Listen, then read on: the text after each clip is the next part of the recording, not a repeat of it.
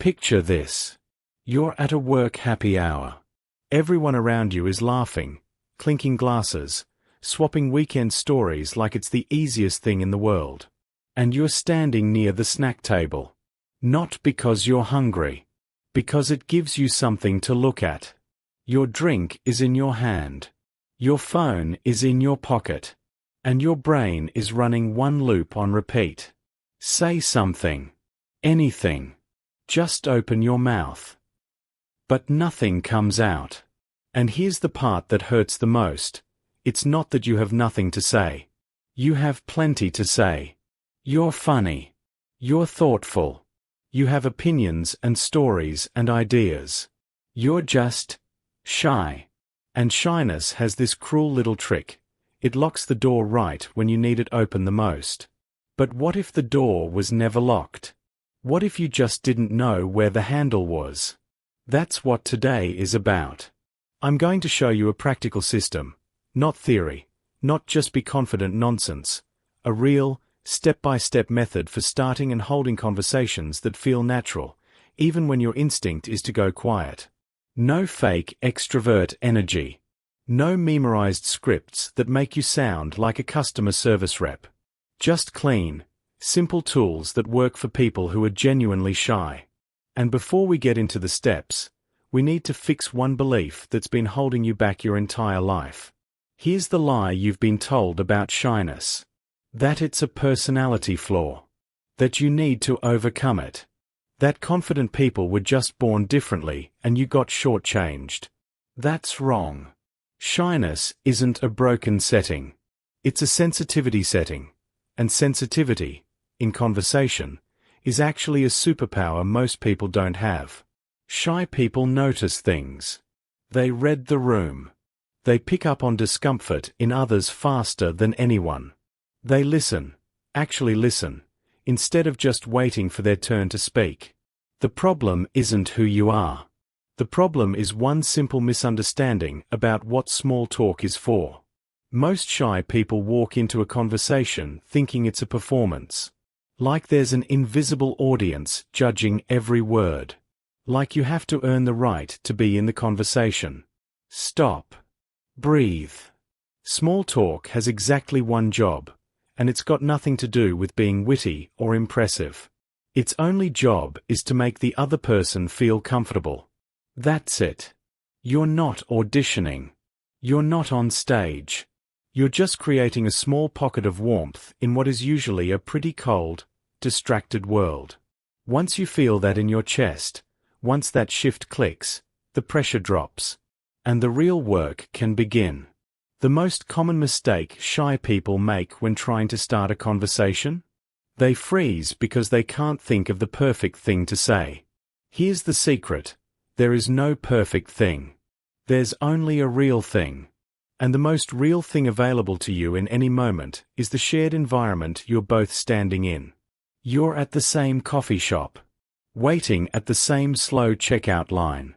Stuck in the same delayed boarding gate at the airport. That shared experience is your opener, and it requires zero creativity. There's a simple psychological truth here. When two people shift their attention toward a third thing, an object, a situation, a moment, the awkwardness of face-to-face contact melts away. You're not staring at each other searching for words. You're both looking at the same thing. So use it. You're waiting for a table at a busy brunch spot on Sunday, and the wait is running 40 minutes long. Don't turn to the stranger beside you and say, "So, do you come here often?" That's a dead end dressed as a question. Instead, glance at the crowd, shake your head slightly, and say, "I love this place, but I'm convinced they're hiding a secret fast food counter in the back for the staff." That's it.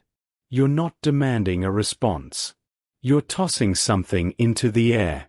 If they want to grab it, they will. If they don't, you shrug and scroll your phone. Zero risk. Zero rejection. And when they do grab it, and they usually will, that's when step 2 kicks in. So they laugh and say, "Right? I've been standing here so long I forgot what I was even craving."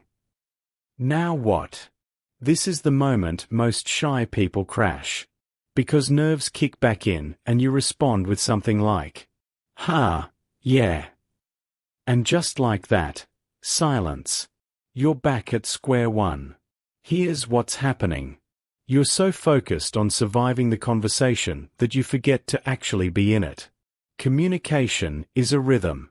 Like a tennis rally, they hit the ball to you, you hit it back. You can't just pocket the ball and stand there hoping they serve again. The trick is to respond with an observation, not a question. Questions feel like interrogation. Observations feel like connection. They say, "I forgot what I was even craving." You say, "At this point you've been standing here long enough to deserve a complimentary appetizer just for showing up." See that? You didn't ask anything. You just extended the thread. Added a little warmth. Showed them you were actually listening. And that right there, is what shy people are naturally great at when they stop overthinking it.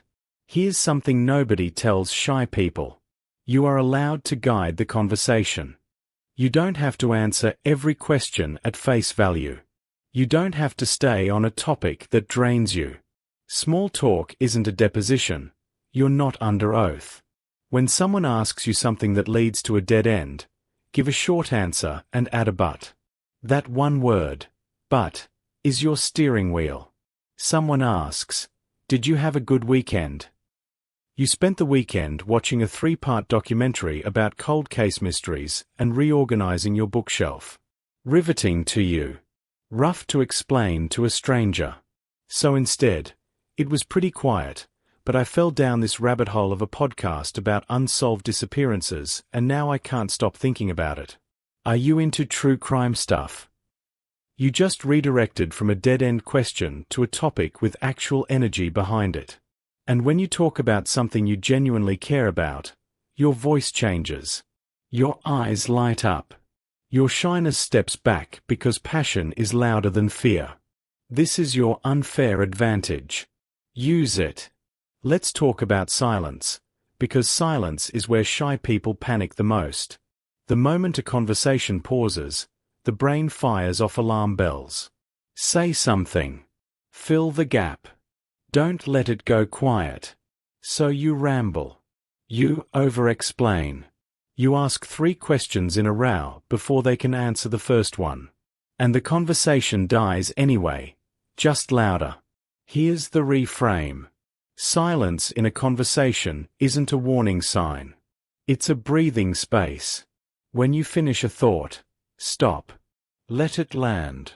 Count 2 seconds in your head. Hold soft eye contact. Offer a small, relaxed smile. That pause tells the other person, "I'm not rushing. I'm not performing. I'm actually here with you." It's one of the most disarming things you can do in a conversation. And it costs you nothing except the courage to stop filling every second with sound. The best conversationalists aren't the ones who talk the most. They're the ones who make the other person feel most heard. And you can't hear someone if you never stop talking long enough to let them speak. Every conversation is a treasure hunt. And people drop clues constantly. Tiny emotional keywords hidden inside ordinary sentences. Your job is to slow down enough to notice them. Someone says, "Work's been crazy. I'm just trying to get through the week." A distracted listener hears, "Work, crazy, week." A sharp listener hears, "Trying to get through." That's exhaustion. That's someone carrying something heavy. You don't need to become their therapist. But you can acknowledge it. Yeah, getting through the week is a whole mood. What's making it rough, if you don't mind me asking? Suddenly, you're not making small talk anymore. You've opened a real conversation. And you did it not by being clever, but by paying attention. This is the part where shy people quietly dominate. Because you've been watching and listening your whole life. You're already trained for this. You just haven't trusted it yet. Once you find that keyword, the thing they actually care about, pull on that thread. Gently. Curiously. And watch the conversation go somewhere real. Every conversation needs an ending, and knowing how to end well is what gives you the confidence to start in the first place. Shy people often avoid conversations because they don't know how to leave without it being awkward. So instead of risking the exit, they avoid the entry. Here's your escape hatch. Simple, clean, always ready.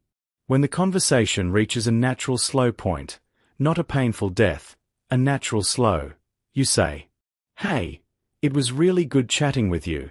I'm going to grab a refill. Enjoy the rest of your evening." Warm. Clear. No explanation needed. The other person isn't disappointed. They're relieved. Because now neither of you has to squeeze the last few drops out of a conversation that's already said what it needed to say. And when you know the exit is always that clean, starting feels much, much less scary. So let's bring this home. 6 steps. One simple truth underneath all of them. You don't need to become a different person. You don't need to rewire your personality or fake confidence you don't feel yet. You just need to shift your attention from yourself to the person in front of you. Notice something. Say something real. Listen like you mean it. Pause like you're not afraid. Find what they care about. Leave clean. That's the whole game. And the quiet, observant, deeply aware person you already are, that person is built for this. You've just been running from a fight you were always equipped to win. Next time you're standing in a slow line, waiting for an elevator, sitting in a waiting room, don't retreat into your phone. Look up. The worst that happens? Nothing. Your life stays exactly the same. The best that happens? You make a real human connection in the middle of an ordinary Tuesday. And those moments, small as they seem, are what people remember. If this hit something real for you, subscribe so you don't miss what's coming next. And share this with one person in your life who goes quiet in social situations. They'll thank you for it. I'll see you in the next one.